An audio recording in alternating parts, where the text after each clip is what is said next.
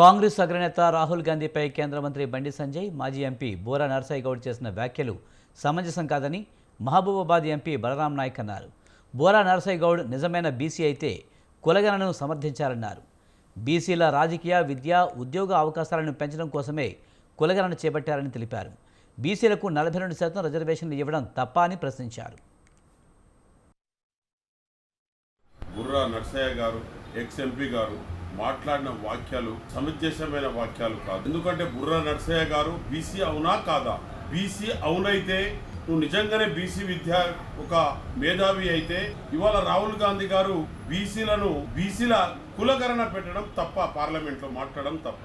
అదే విధంగా మా రేవంత్ రెడ్డి గారు బీసీ కులగణన కొరకు దాదాపుగా 42% కులగణనకు పెట్టడం తప్ప. అసెంబ్లీలో అదే విధంగా పార్లమెంట్ లో రాహుల్ గాంధీ మాట్లాడడం తప్ప. కులగణన మాట్లాడారు రాహుల్ గాంధీ, కానీ రాహుల్ గాంధీ ఎవరికి విమర్శించలే. రాహుల్ గాంధీ ఒక బీసీ కులానికి కులగణన తీసుకురావాలి కాన్సెప్ట్, గ్రూప్ 1 కానీ, సివిల్ సర్వీస్ కానీ, రాజకీయంగా కానీ, వేరే విధంగా కానీ ఎలాంటి వాళ్ళకి లబ్ధి పొందడం లేదని ఆ కులగణన తేయడం జరిగింది. అదే విధంగా నేను బుర్రా నర్సయ్య గారికి, అదే విధంగా బండి సంజయ్ గారికి అడుగుతున్నా, మీరు కూడా బీసీలే కదా, మరి కులగణన పెట్టడం తప్ప అనండి. ఇది కులగణన పెట్టడం తప్పని మీరు రాహుల్ గాంధీ క్యాస్ట్ కాదు, రాహుల్ గాంధీ బీసీ కాదు, రాహుల్ గాంధీ ఇంకోటి కాదు.